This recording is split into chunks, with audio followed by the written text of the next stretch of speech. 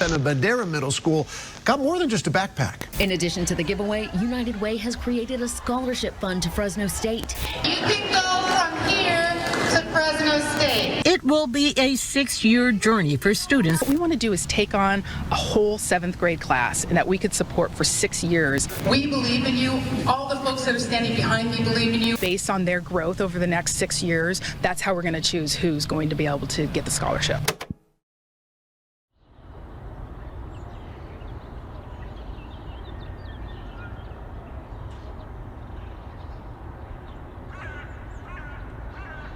It is my pleasure and honor to be here today. Thank you for joining us. I just wanted to start with a couple of pieces of gratitude.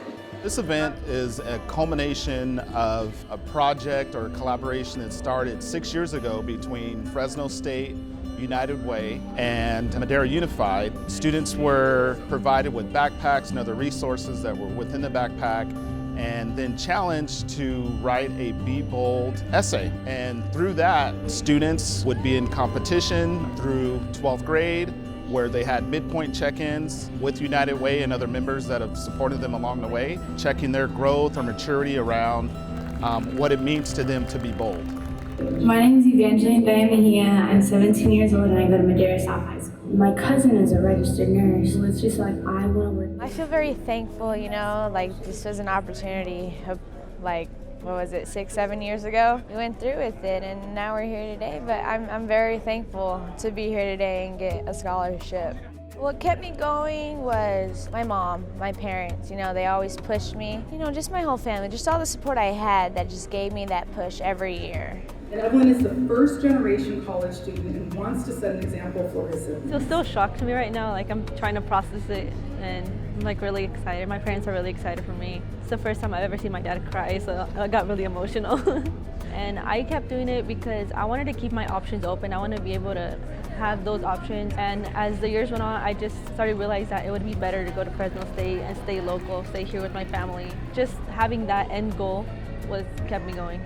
To a new country and learning a new language and culture was just one of the many barriers she needed to overcome. It's a very emotional experience. Every single night since I realized I was the top finalist, I prayed every single day to God that if it was in His plan for me to win the scholarship and for it to be true, and if not, that it would go to somebody who needed it most and would take more advantage of this than I would.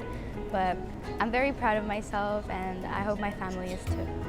It was kind of a form for me to tell everybody like my story and who I am. I think I always try to get across like who I am and the struggles I do and how determined I am. And if I could be like a winner of this, it would show that the characteristics that I think of myself, those people would too. I don't get a lot of FAFSA due to my personal situation. And honestly, this kind of gets a relief off my shoulders. I don't have to focus too much on, the money, so now I can just focus more on my classes and my education and planning accordingly. It's going to be very beneficial because like my family, we're a working family. My dad is the only one that works to provide for our family. So they weren't going to be able to help me out with college as much as even if they wanted to, they weren't going to have that kind of money to help me get through it.